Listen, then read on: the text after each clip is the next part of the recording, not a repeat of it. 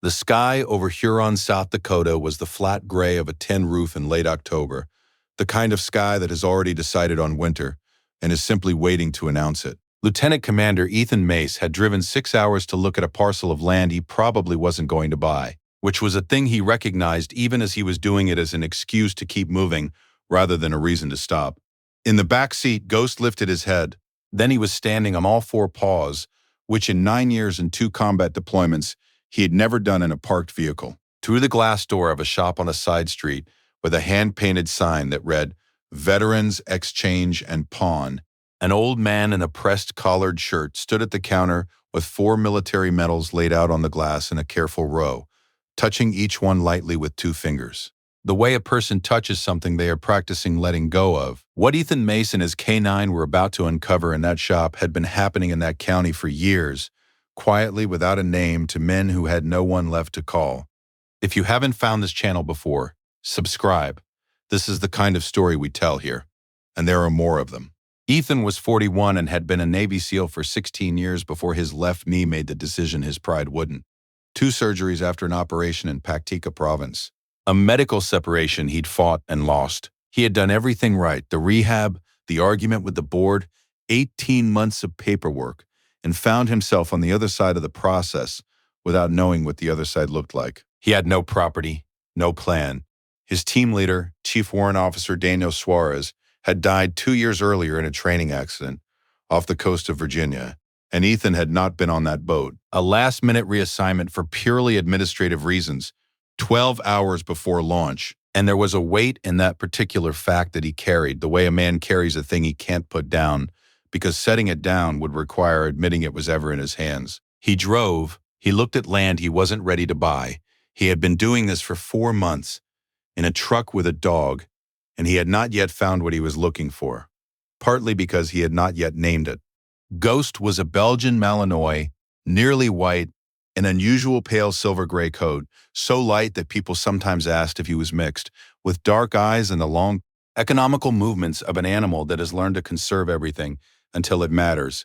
He was 9 years old. He had served 2 deployments and had once remained beside a wounded teammate for 4 hours in a drainage ditch in Helmand province, pressing his body heat against the man's leg, not moving despite noise and darkness and everything his training should have driven him to do. The man had survived and said at his recovery that the only thing keeping him from going under was that the dog would not allow it. Ghost had received no commendation. He had received extra food for a week and seemed to consider this a fair exchange. On the nights when Ethan sat in the truck with his phone dark in some parking lot, not calling anyone, not quite ready to go inside wherever he was staying, Ghost put his head on Ethan's shoulder from behind and breathed. That was all. It was sufficient. Chester Halverson had been 90 years old for 3 weeks and had not yet gotten used to the number. 90 was a weight the way certain numbers are weights. Not painful exactly, more like a new accounting of everything you had been carrying that you had not previously itemized.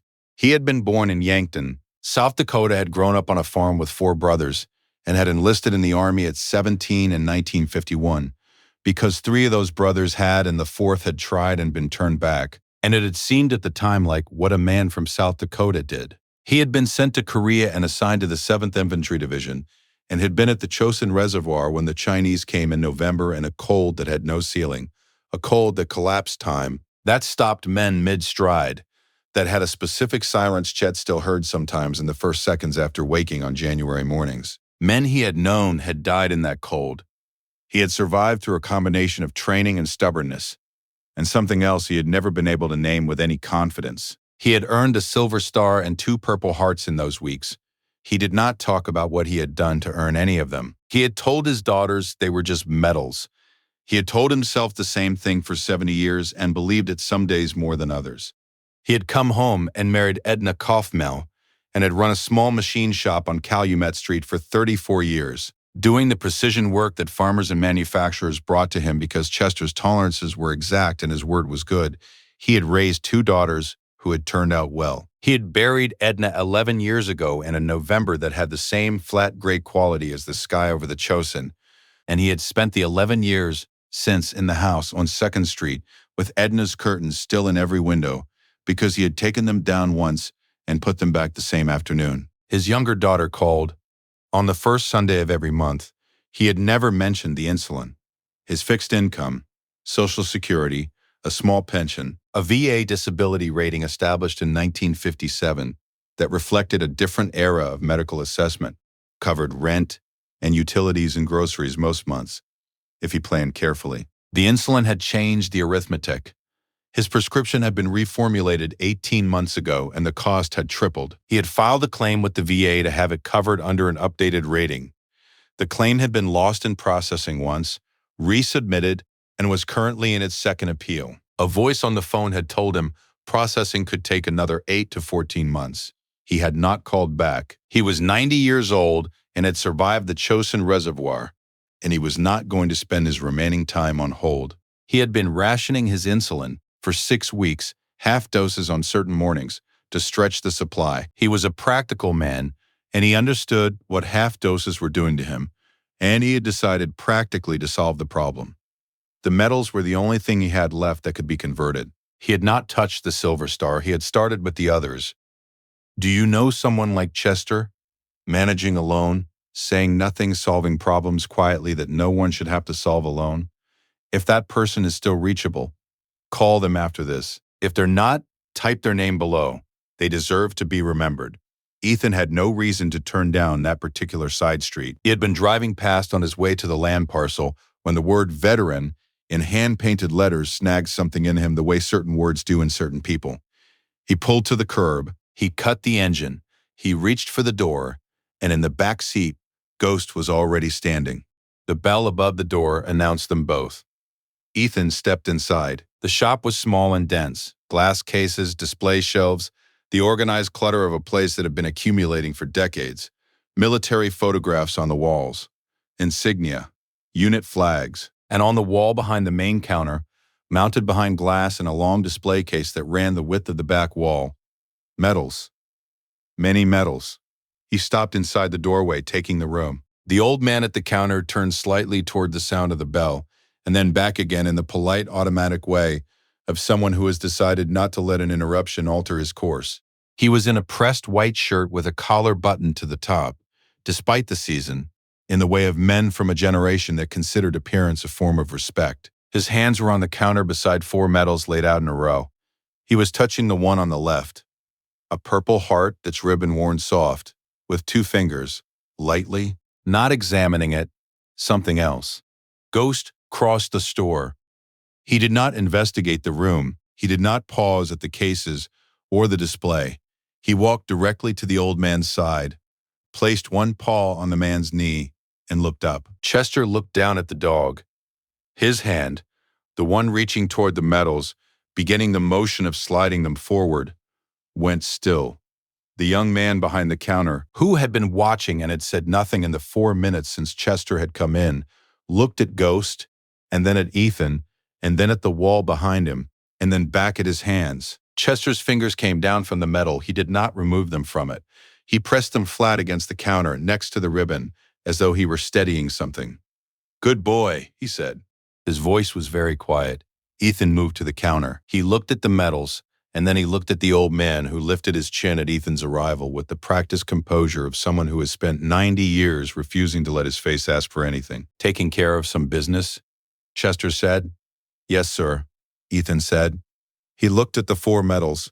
He looked at the wall behind the counter, the long display case with its rows of military decorations, dozens of them, arranged by type, purple hearts, bronze stars, service medals, campaign ribbons, air medals, each one in its case or mounted on its backing, each one someone's. Near the end of the top row, in its own small hinged case, was a gold trident. Ethan's eyes stopped on it for 1 second. Then he looked back at Chester. "What do you say we step outside for a minute?" he said. Chester looked at Ghost. The dog had not moved from his side. "All right," Chester said. They sat in the truck with the heater running. Chester talked about the insulin the way a man explains a logistics problem. Specific numbers, dates, the appeal timeline, the arithmetic of what remained. He was not performing resignation or asking for pity. He was presenting the situation accurately, the way he had once presented tolerances in the machine shop, because that was the only way he knew how to communicate a problem. Ethan listened without interrupting. He had been trained as a combat medic before he was a SEAL, and he was doing the math as Chester talked. 6 weeks of half doses, the baseline requirements for a man his age, the compounding effect of consistent undermedication on blood sugar management. He reached across and looked at Chester's hands on his lap, which Chester allowed with a slight raising of the eyebrows. The skin had the specific quality of poorly managed circulation. The tiredness in Chester's face was not the tiredness of a long day. He had roughly 4 days of proper dosage remaining in Chester's supply, or more if Chester kept having. 4 days, Ethan said. It was not a question. Chester looked at him for a moment. Give or take, he said. Ethan said, I'm going to need you to trust me for the rest of today. Chester looked at Ghost, who was in the back seat with his chin on Chester's shoulder. Your dog seems to have made that decision already, he said. The man behind the counter of Veterans Exchange and Pawn was named Len Drucker. He was 62, broad-shouldered, wire-rimmed glasses, a face that had been weathered into something Ethan recognized as a specific kind of hardness. Not cruelty. More like the hardness of a man who had told himself a story about what he was doing for long enough that the story had become load-bearing. His son had done 2 tours in Fallujah. Len had been 4F in Vietnam. There were things in the shop's arrangement, the photographs, the unit flags, the careful labeling on the metal cases, that suggested a reverence that coexisted with the transactions in a way that Len had clearly decided not to examine. The wall behind his counter held 38 medals by Ethan's count. He did not ask Len about the trident yet. He filed it and took Chester to find Patricia Lund. Patricia Lund was the South Dakota Veterans Services Coordinator for Beadle County, a 60-year-old woman who had done 8 years in the Navy and another 3 decades helping veterans access what they were owed. Chester's name was in her system. His appeal was flagged. The reason it had stalled, she explained with the controlled tone of someone who had been angry about this for weeks, was a missing supplemental form from his original 1957 claim that the VA's digital conversion had failed to migrate correctly. She'd been trying to correct it for 6 weeks through internal channels. She had a contact at the regional office who could expedite if she had documentation of hardship. Chester, sitting across from her, said, "What kind of documentation?" She said, "What you're doing today would qualify." Then he said, "All right." Ethan reached Patricia through the County Veteran Services office in 20 minutes. He was good at finding people. It was a skill that transferred. He had also, while Chester rested in the truck with Ghost and the heater running, called a pharmaceutical assistance program he knew about from a medic colleague and confirmed Chester's eligibility for an emergency 30-day supply bridge to be picked up that afternoon. He did not tell Chester about that yet either. He was operating on the principle he had always operated on overseas. Handle the immediate threat first, then address the underlying cause. The immediate threat was 4 days. The underlying cause was what was on the wall, what Ethan found when he looked up the Trident's case number in Patricia's system, a number Patricia ran without being asked, because she had watched Ethan's face when he'd mentioned it, would change everything he thought he understood about why he had stopped in Huron. If you were in Ethan's position, knowing what he knew with 4 hours left before the office closed, what would you have done first? Type it in the comments. I read everyone he had been putting off for 2 years. He called Suarez's widow Maria, not about the trident. The trident on Len's wall belonged to a SEAL named Carver from a team 2 units over, a man who had died 11 months after Suarez, whose widow had sold his personal effects without knowing what the gold badge meant or what it was worth to the community it represented. He called Maria because the call was overdue and because standing in a parking lot in Huron, South Dakota, looking at a pawn shop window, he finally understood what he had been driving away from for 4 months and what it actually was. She answered on the second ring. He told her he was sorry he hadn't called sooner. She said she'd been wondering when he would. It was not an accusation. It was the patient voice of a woman who had been waiting for a grieving man to arrive at the thing he needed to say, and had given him the time to get there. He was on the phone for 14 minutes. Ghost sat outside the truck with him, close to his leg. In the cold, then he went back inside and told Patricia what he needed. Len Drucker came through the door of his own shop at 2 in the afternoon to find 4 people and a dog arranged in a way that told him, in the first second, that the shape of his afternoon had changed. Chester was on the stool near the counter where Len had left him, except that Chester was no longer alone. Patricia Lund stood to his right with a folder. Two men from the local VFW post, both veterans, both older, both with the particular stillness of men who had been in rooms where things needed to be said, stood near the wall of medals. Ethan stood at the counter. Ghost rose from the floor. He did not bark. He stood, and from the back of his throat came a sound that was even and unbroken and low. Not the sharp double note of alarm, but the continuous register of an animal that has already finished processing the situation and is now simply present as a fact. He placed himself between Len and Chester without being directed and looked at the dog. Len looked at the dog. He looked at Chester. "Mr. Halvorsen," he said. His voice was practiced and reasonable. "I thought we'd settled." "Mr. Drucker," Patricia said, "if you'd like to sit down." Len did not sit. He moved toward the counter, toward the medals still lying on the glass where Chester had left them. And Ghost took one step forward. Len stopped. Chester's voice, when it came, was very quiet. He was not looking at Len. He was looking at the medals. He knew I was rationing. The young man behind the secondary counter, the assistant who had been watching the transaction 4 days ago and had said nothing and had clearly been carrying that, looked at the floor. One of the men from the VFW post made a small sound and turned away from it. Ethan spoke in the tone he used when tone was the whole argument.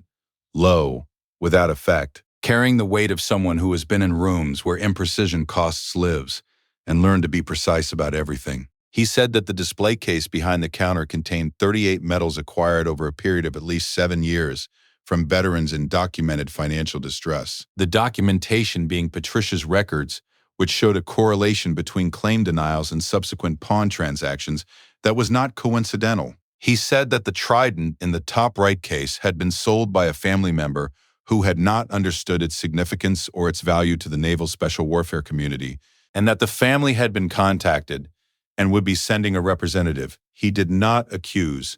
He described, he laid out the sequence of events and their meaning, and the specific way in which each decision Len had made was not simply a business transaction, but a choice made with full knowledge of the conditions that had created the transaction.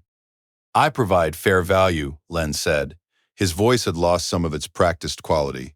"Mr. Drucker," Ethan said, "you asked Mr. Halvorsen about his medical situation before you made your offer." "Your assistant was here," Ethan said. He did not look at the young man. He did not need to. Len looked at the wall. He looked at the 38 medals behind the glass. He stood there for a long moment, and something in his face did the thing that a story does when it meets the facts about itself. Not collapse exactly, more like a slow release of the pressure that had been holding it in its shape. Chester's medals remained on the counter. Ghost watched the door until Len had left the room and the sound of his footsteps had gone down the back hallway, and a door had closed. Then Ghost walked back to Chester's side and sat down. Chester put his hand on the dog's head. He did not speak. He looked at the silver star he had not brought, which was home on a shelf in a house with Edna's curtains, and he seemed to be doing some private accounting, not of money, but of something harder to measure. Some running tally he had been keeping since 1951 that had just shifted in a way he was still calculating. "They were mine to sell," he said at last, not defensively, as though he needed to say it once to someone before he could let it go. "Yes, sir," Ethan said.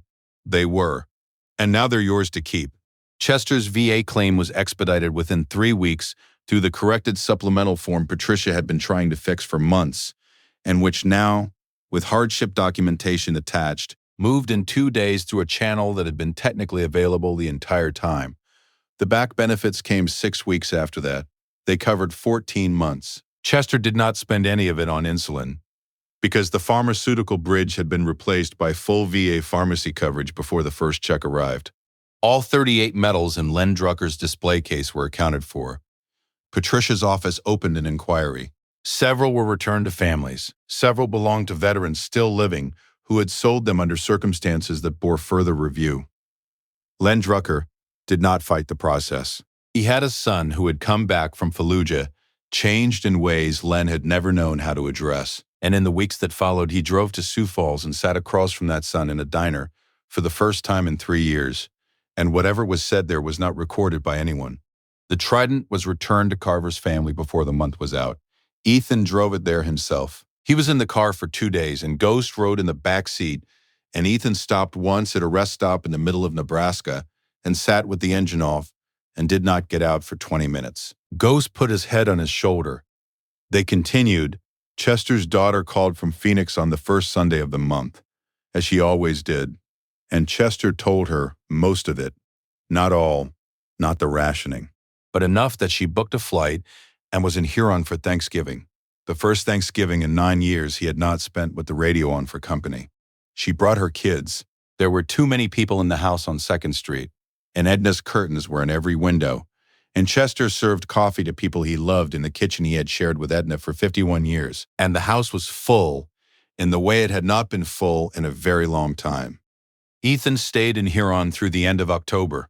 He told himself and anyone who asked that he was still evaluating the land parcel, which was true in the technical sense that he had not yet said no. Ghost had found a specific spot in Chester's living room, beside the armchair where Chester sat in the evenings, and settled into it with the authority of an animal that has assessed a space and found it acceptable for long-term use. A dog who considers himself a guest does not choose a corner.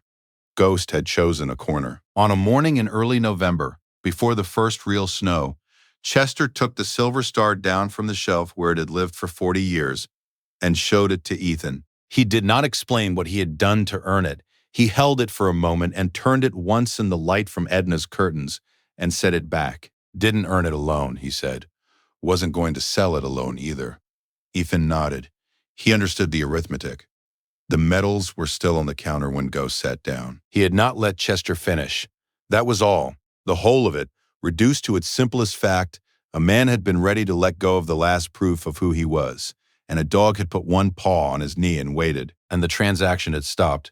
And that pause, that one held breath in a pawn shop in South Dakota, had been enough time for something to arrive. What Ethan Mace did that October was not complicated in the way we sometimes make these stories complicated.